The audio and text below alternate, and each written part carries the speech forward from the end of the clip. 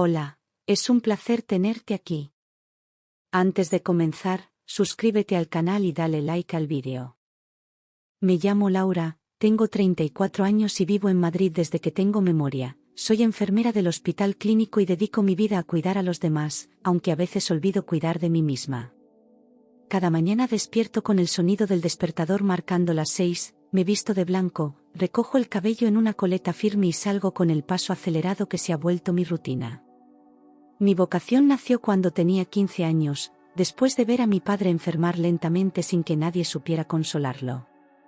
Desde entonces decidí que quería ser esa persona que llegaba con voz serena y manos seguras, capaz de traer calma donde solo había dolor.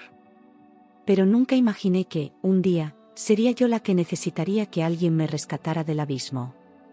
Siempre he sido estricta con mis horarios, estructurada hasta en los mínimos detalles, incapaz de improvisar incluso en los domingos libres, que eran pocos y breves.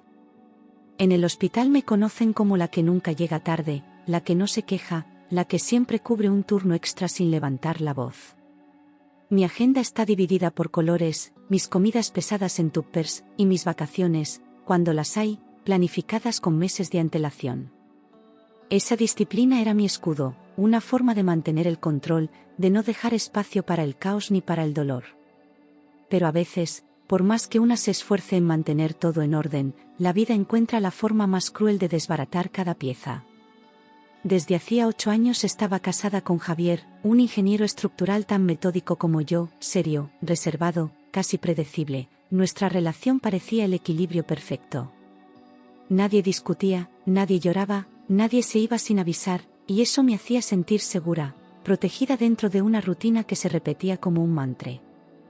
En público éramos la pareja ejemplar, cenas con amigos, viajes en fechas señaladas, fotos sonrientes que adornaban el salón.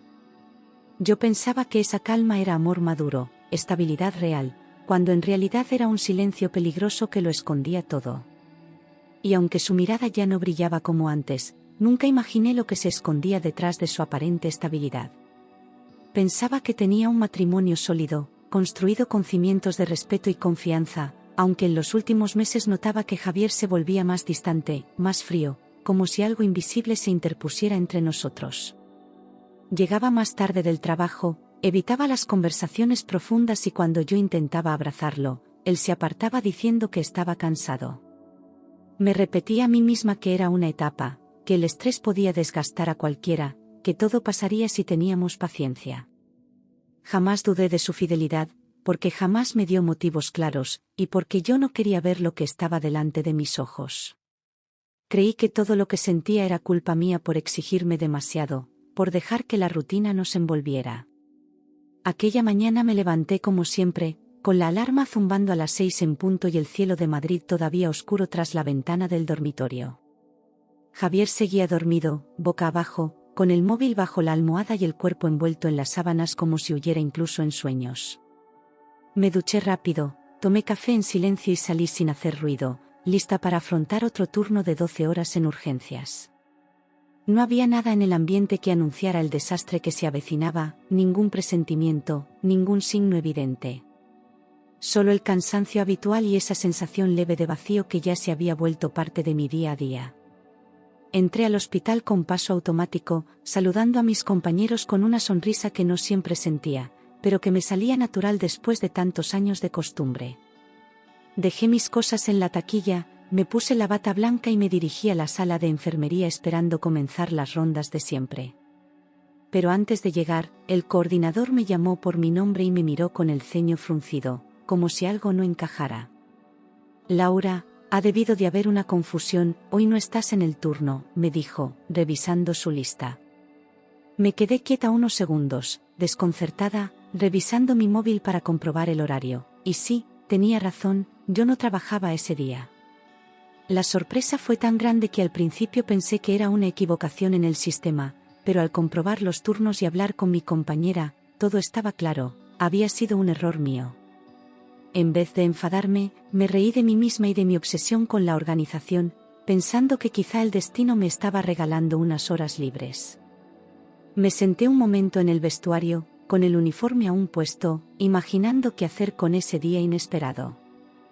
Fue entonces cuando se me ocurrió una idea sencilla pero ilusionante: ir a casa sin avisar y sorprender a Javier. Sentí una chispa en el pecho, como hacía tiempo no sentía, como si de pronto todo pudiera cambiar. Decidí no llamarle, no enviarle mensajes, ni siquiera dejarle una nota. Quería ver su cara cuando abriera la puerta y me encontrara allí, sin previo aviso. Imaginé que estaría preparando algo para comer, tal vez viendo la televisión o con música de fondo mientras organizaba sus planos. Me ilusionaba pensar en volver a verle como antes, en recuperar esa complicidad que parecía dormida pero que aún podía despertar. Pensé en preparar una comida rica, abrir una botella de vino y pasar la tarde abrazados sin pensar en nada más. Durante unos segundos, volví a creer que todo podía arreglarse. Con esa idea en la cabeza, salí del hospital sin contarle a nadie mi plan, sintiéndome como un adolescente preparando una sorpresa para su primer amor. Caminé con paso rápido hacia la estación de metro, como si el tiempo jugara a mi favor y me empujara hacia algo bueno. No podía borrar la sonrisa de la cara ni el brillo en los ojos que hacía meses no reconocía en mí misma. En el vagón casi vacío, me descubrí mirando por la ventana como si fuera la protagonista de una película romántica. No sabía que estaba a minutos de vivir la escena más dolorosa de toda mi vida. Al subir las escaleras de la estación, noté que mi corazón latía más rápido de lo normal, no por el esfuerzo físico, sino por la mezcla de emoción y nerviosismo. Imaginaba la cara de Javier al verme entrar, el beso que me daría, su voz diciendo: ¿qué haces aquí tan temprano? Me sentía viva, ilusionada, como si ese error de turno hubiese sido una señal divina para reconectar. Al llegar a nuestra calle, respiré hondo, con la bolsa del desayuno en una mano y las llaves en la otra. Era una de esas pequeñas locuras que una hace cuando aún cree en el amor. Durante el camino en metro, mientras los vagones se sacudían al ritmo de los raíles, me vinieron a la cabeza imágenes de nuestros primeros años, las risas en la cocina, las caminatas de la mano por el Retiro, las películas abrazados en el sofá. Recordé cómo me miraba antes, como si fuera el centro de su mundo, y como yo le creía sin dudar, porque su voz siempre fue firme y sus promesas, constantes. Aquellos recuerdos me envolvían como una manta cálida, me daban fuerza y me llenaban de esperanza. Sentía que, si volvíamos a encontrarnos sin máscaras, podríamos reconstruir lo que teníamos. Nunca imaginé que, al llegar a casa, todo lo que conocía se vendría abajo. Cada paso hacia nuestra calle estaba cargado de memorias que ahora me duelen: la tienda donde solíamos comprar pan los domingos, el banco donde nos sentamos la primera vez que hablamos de tener hijos. Mientras caminaba, sentía que volvía a un lugar sagrado, donde el amor había echado raíces, donde todo tenía sentido. En mi cabeza, ya planeaba pedirle perdón por estar tan ausente con el trabajo, por no ver lo que quizá él necesitaba. Me convencí de que aquel encuentro improvisado sería el primer paso para recuperar lo que habíamos perdido. Qué irónica puede ser la vida cuando uno aún no ha visto el precipicio que se avecina. Subí las escaleras del edificio sin hacer ruido, con la llave ya preparada entre los dedos y el corazón palpitando con una mezcla de emoción y ternura. Imaginaba que él estaría en pijama, medio adormilado, que me recibiría con una risa y un abrazo largo. Me decía a mí misma que los malos momentos podían superarse, que el amor verdadero sabía esperar, incluso cuando todo parecía apagado. Tenía en la mente un pequeño "te echo de menos" preparado, listo para decirlo sin orgullo ni reproches. No sabía que esa misma llave que giraba con suavidad en la cerradura estaba a punto de abrir las puertas del infierno. Subí las escaleras con sigilo, evitando el ascensor para no hacer ruido, con esa emoción tonta de quien cree que está a punto de hacer algo bonito. La llave giró sin dificultad y empujé la puerta despacio, como si quisiera conservar la sorpresa hasta el último segundo. El pasillo estaba oscuro, solo iluminado por la tenue luz que entraba por la ventana del salón. Avancé con pasos suaves, conteniendo la risa y preparándome para abrazarlo por la espalda, como hacíamos antes. Pero al cruzar el umbral, algo me detuvo de golpe, una sensación fría que me recorrió la piel. Había algo en el ambiente que no encajaba, un silencio espeso que no era el de siempre, como si la casa respirara otra energía. No olía a café, ni a colonia, ni a Javier, el aire tenía un perfume dulce y pesado que no reconocía. Cerré la puerta con cuidado y dejé la bolsa en el mueble de la entrada, con el pecho repentinamente tenso. Todo estaba en orden, sí, pero era un orden inquietante, como si alguien hubiera intentado borrar huellas demasiado deprisa. Di un paso más y sentí un nudo en el estómago que no podía explicar. Entonces los vi, sus zapatillas deportivas tiradas junto al sofá, desordenadas, como si se las hubiera quitado con prisa. A su lado, un par de tacones altos, negros, brillantes, que yo no había visto jamás en nuestra casa. Me agaché como por instinto, tocando el zapato con una mano temblorosa, intentando encontrar una explicación racional. Tal vez una visita, una amiga, alguien que pasó a saludar, pero, ¿por qué esconderlo? ¿Por qué ese silencio tan denso? El corazón me latía con violencia mientras me obligaba a seguir adelante. Al lado de los zapatos había un bolso de piel, abierto, con un pintalabios rojo asomando y un teléfono móvil que vibró en ese momento, como si la escena se burlara de mí. Leí la pantalla sin querer: te echo de menos, guapo. Mi garganta se cerró de golpe, la sangre me subió a la cabeza y la certeza empezó a hundirse como una piedra en el pecho. La voz dentro de mí gritaba que no siguiera, que saliera corriendo, que no quería ver más. Pero ya era tarde, ya estaba dentro de esa casa que dejaba de ser hogar. Me quedé quieta unos segundos, paralizada entre la incredulidad y el miedo, sintiendo como el cuerpo se me helaba desde los pies hasta la nuca. Las manos me sudaban, pero estaban frías, como si algo dentro de mí supiera que estaba a punto de romperse para siempre. Cerré los ojos, esperando despertar de una pesadilla absurda, rogando que todo tuviera una explicación que aún no conocía. Pero entonces, desde el fondo del pasillo, llegó un sonido que me partió por dentro. Risas, risas ahogadas y murmullos que venían de nuestro dormitorio. Los pasos me salieron solos, como si algo me arrastrara por el pasillo sin que yo pudiera resistirme, cada sonido detrás de la puerta clavándose en mi pecho. Las voces eran inconfundibles, la de Javier y otra femenina, suave, insinuante, riendo entre jadeos y susurros que me revolvieron el estómago.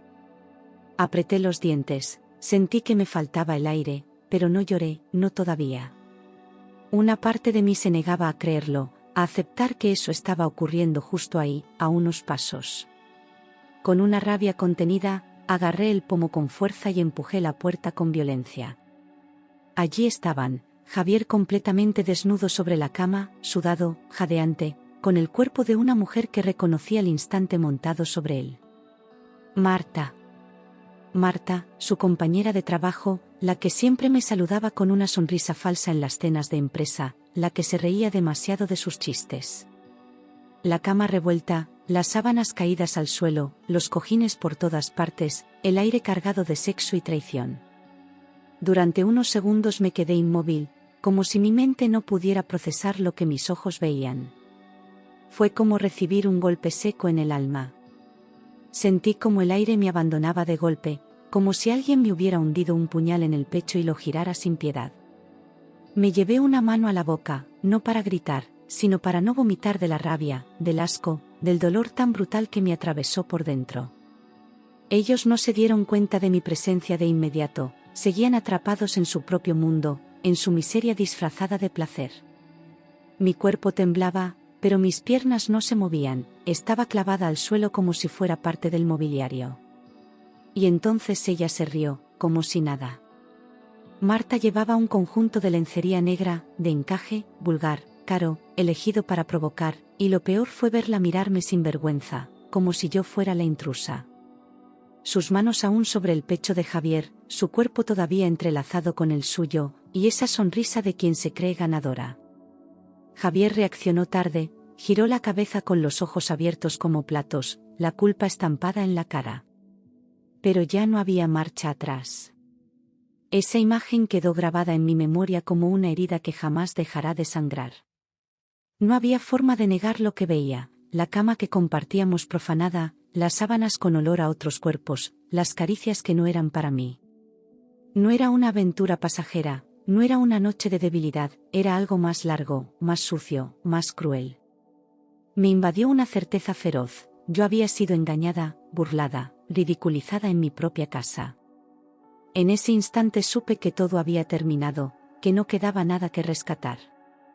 Y aún así, el dolor era tan grande que me costaba incluso respirar. No me contuve, no lo pensé, grité con una fuerza que no sabía que tenía, un alarido desgarrador que salió desde lo más profundo de mi estómago. Fue un grito de rabia, de humillación, de incredulidad absoluta, un sonido que hizo temblar las paredes y heló la sangre de los dos traidores. Marta se apartó de Javier como si le hubieran arrojado agua hirviendo, mientras él se cubría como podía, balbuceando mi nombre. Yo seguía de pie en la puerta, rota, pero firme, sin lágrimas, sin temblores, solo una furia silenciosa detrás del grito. Había entrado en nuestra habitación para recuperar el amor, y me encontré frente a su entierro. Avancé unos pasos, temblando de rabia, con los ojos clavados en los suyos, sin importarme el escándalo, ni los vecinos, ni el mundo entero. ¿Qué está pasando aquí, en mi casa, en mi cama?, grité con voz rota, viendo cómo intentaban cubrir sus miserias con sábanas arrugadas. No había justificación posible, no había palabras que taparan el espectáculo repugnante que tenía delante. Javier intentaba decir algo, pero la voz se le quebraba, mientras Marta bajaba la mirada, sin rastro de vergüenza real. Y en ese instante supe que no tenía nada más que hablar con ninguno de los dos. Los dos empezaron a hablar al mismo tiempo, atropellados, nerviosos, lanzando frases incoherentes como si el problema fuera yo y no lo que acababan de hacer. Laura, no es lo que parece, fue un error, estábamos hablando y se nos fue de las manos, decían con torpeza. Los miraba como si no los conociera, como si fueran dos actores torpes en una obra barata de traición. Sentía asco, pero también una extraña claridad, como si por fin viera las cosas como eran y no como yo quería creer. Sus excusas solo confirmaban su cobardía. Les grité con todo el dolor acumulado en el pecho, cada palabra como una descarga eléctrica que me sacudía por dentro: no me toméis por idiota, estoy viendo con mis propios ojos lo que sois. Me faltaba el aire, pero no me detuve, le solté todo lo que llevaba años tragando, todos los silencios que ahora entendía. El engaño no fue solo físico, fue emocional, fue una demolición lenta y calculada de todo lo que habíamos construido. Marta intentó hablar, pero levanté la mano, sin tocarla, solo para que cerrara la boca. No merecían ni un segundo más de mi tiempo. Javier se acercó con las manos alzadas, como si pudiera apagar el incendio que él mismo había provocado, diciendo que no significaba nada, que había sido un desliz. Te lo juro, Laura, no es amor, no tiene importancia, repetía, como si eso hiciera la escena menos dolorosa, menos real. Me dolía más su cobardía que su infidelidad, la forma en que intentaba minimizar el daño como si yo fuera una niña tonta. Yo no quería lágrimas ni justificaciones, solo quería salir de allí, escapar de esa versión podrida de mi vida. Y en ese momento lo supe, jamás podría perdonarle. Marta, aún en ropa interior, se cruzó de brazos y con una arrogancia que me dejó helada, dijo: estás exagerando, no entiendes nada, esto iba a pasar tarde o temprano. Sus palabras fueron como cuchillas, pero me obligaron a ver su verdadero rostro, cínico, arrogante, cruel. Quise responderle, pero ya no tenía sentido, ella no merecía ni mi odio, solo mi desprecio. Me dolía más saber que Javier había elegido a una mujer así, que eso decía mucho más de él que de mí. En ese instante, comprendí que esa relación estaba muerta desde hacía mucho. Mi cuerpo empezó a temblar de una forma que no podía controlar, como si cada célula estuviera colapsando al mismo tiempo, vencida por la rabia y la tristeza. No lloraba, pero me sentía vacía, como si algo dentro de mí se hubiese roto en 1000 pedazos imposibles de volver a juntar. Miraba el suelo, los zapatos, las sábanas, todo me resultaba ajeno, como si ya no perteneciera a ese lugar. Era como si hubiera perdido la voz, la fuerza, la identidad, todo en cuestión de minutos. Pero aún así, había una chispa encendida, no iba a quedarme allí ni un segundo más. Me giré sin decir más, cogí mi bolso de la entrada con una calma que no sentía, y con la voz firme, aunque baja, dije: este mismo día empiezo el divorcio. No esperé respuestas, no miré atrás, no les di la oportunidad de seguir con su teatro miserable.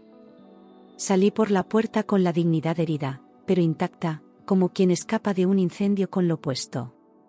Cada paso por el pasillo era una afirmación silenciosa de que no volvería a permitir que nadie me destrozara así. Se acabó. Para siempre. Bajé las escaleras casi a ciegas, con las piernas temblorosas y el pecho a punto de estallar, como si el cuerpo no pudiera sostener el peso del alma. Al llegar a la calle, el aire me golpeó en la cara como una bofetada, y fue entonces cuando rompí a llorar, sin disimulo, sin pudor. La gente pasaba a mi lado y nadie se detenía, pero tampoco importaba, porque yo solo quería desaparecer. Caminé sin rumbo, dejando que las lágrimas corrieran libremente, mezcladas con la rabia y la humillación. Todo lo que había sido mi vida acababa de explotar.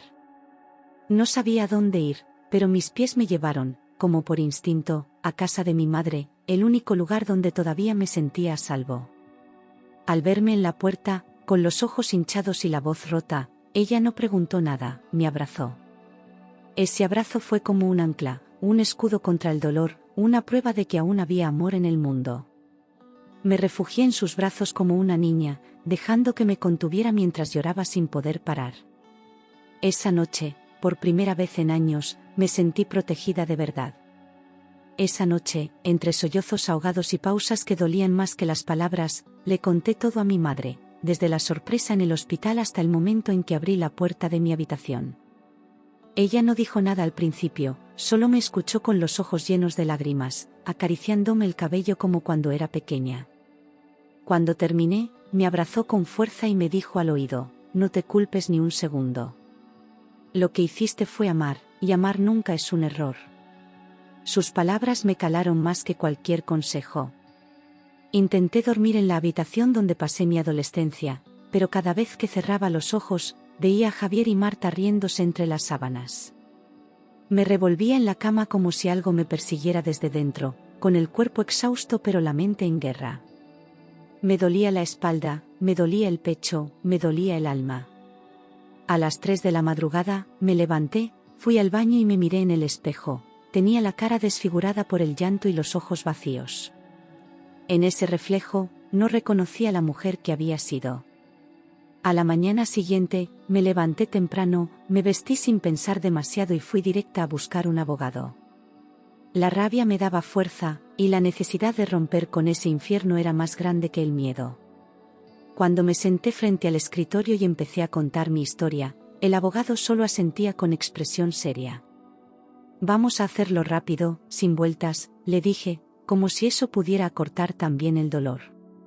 Firmar los primeros papeles fue como arrancarme una parte de la piel, pero también como respirar por primera vez.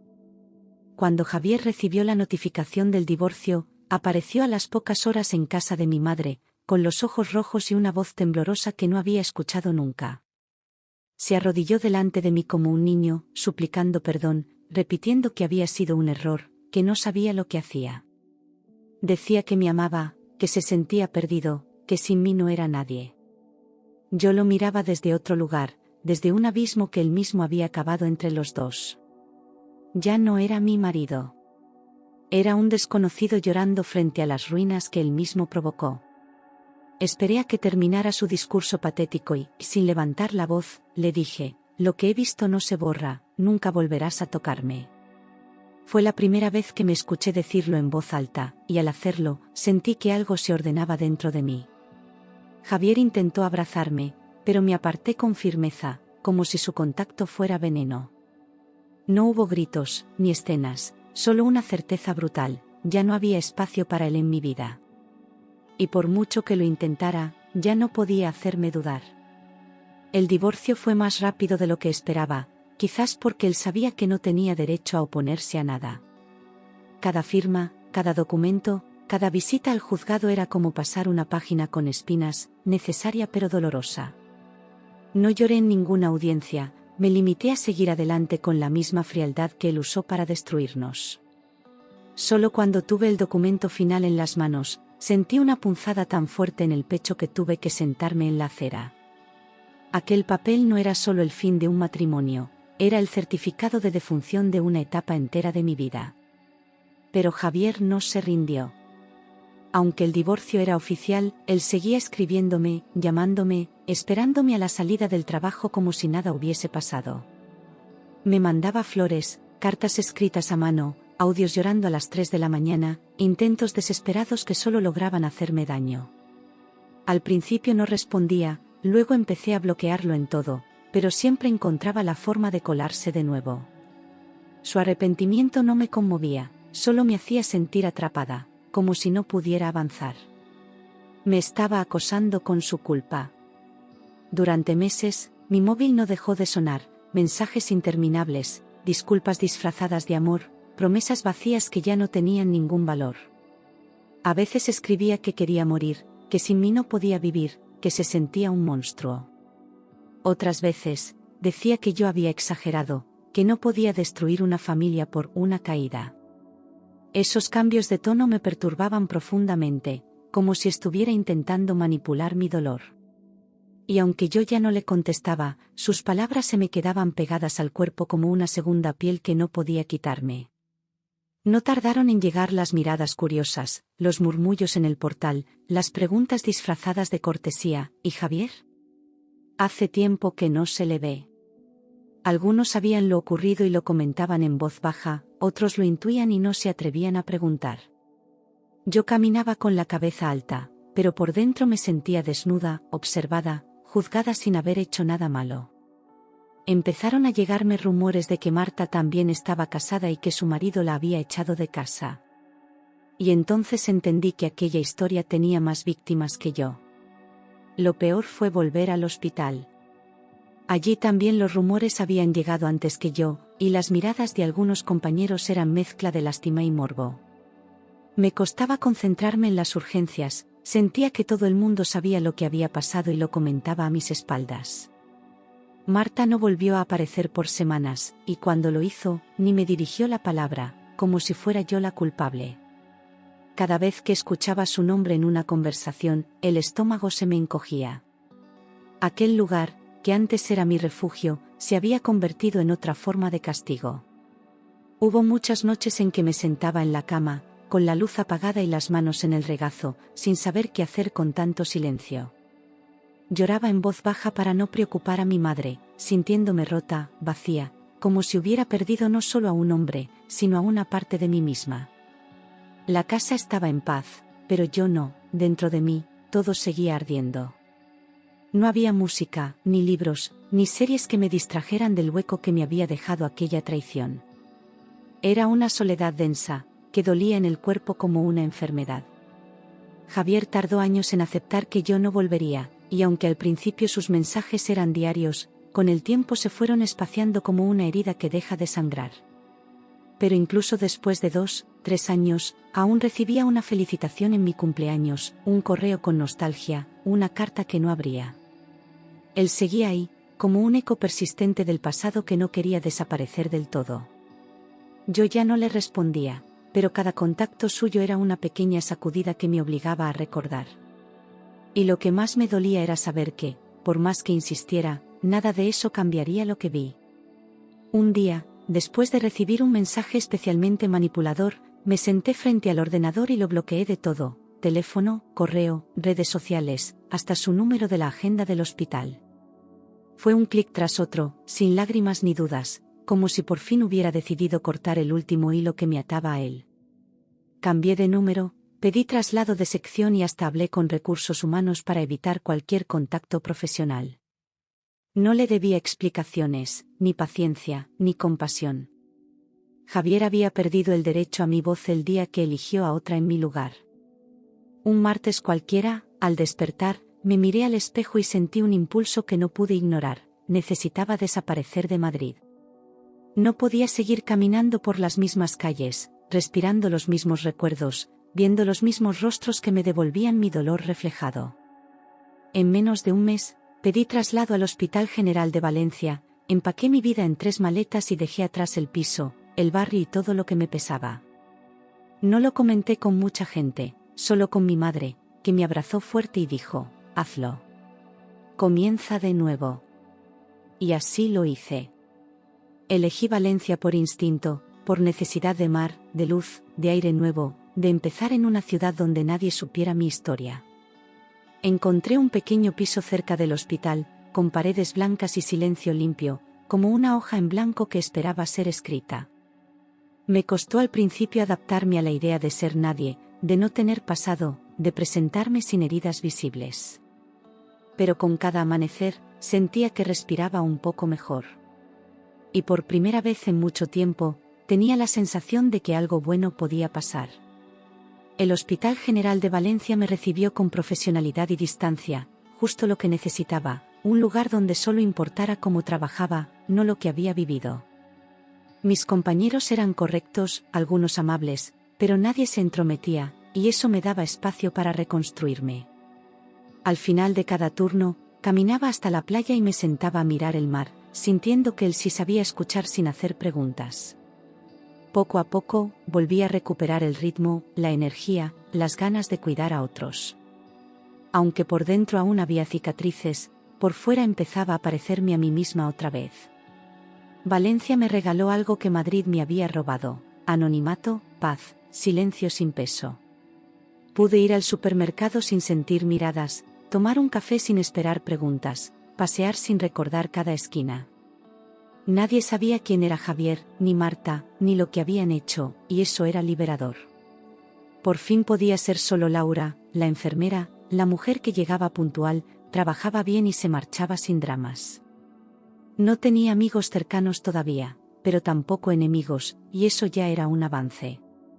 Fue durante una guardia nocturna especialmente tensa cuando conocí a Marcos, un médico de urgencias con los ojos más tranquilos que había visto en años.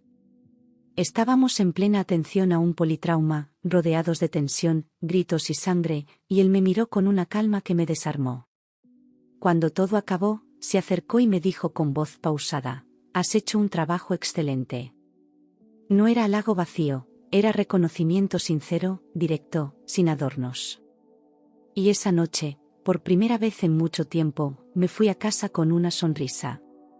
Días después, nos volvimos a cruzar en otra guardia, y esta vez él me ofreció un café mientras esperábamos a que llegara una ambulancia. Hablamos de cosas sencillas, del estrés del hospital, del clima, de cómo los turnos nocturnos desordenaban la vida. Su voz era baja, sin prisas, como quien no tiene nada que demostrar. Yo escuchaba con atención, sorprendida de lo fácil que era hablar con él, sin tensiones, sin el peso de lo no dicho. Y cuando me reí por algo que dijo, sentí que algo dentro de mí se abría sin miedo. Pero también apareció el miedo, como una sombra que me tomaba de la mano cada vez que pensaba en volver a confiar en alguien. Me decía que no valía la pena, que todos eran iguales, que al final siempre acababan traicionándote cuando menos te lo esperabas. Intenté poner distancia, evitar los pasillos donde sabía que él estaría, rechazar amablemente sus propuestas de tomar algo fuera del hospital. Pero él no insistía, no presionaba, solo sonreía y seguía siendo amable, como si entendiera que yo necesitaba tiempo. Y ese respeto empezó a tocarme más que cualquier declaración.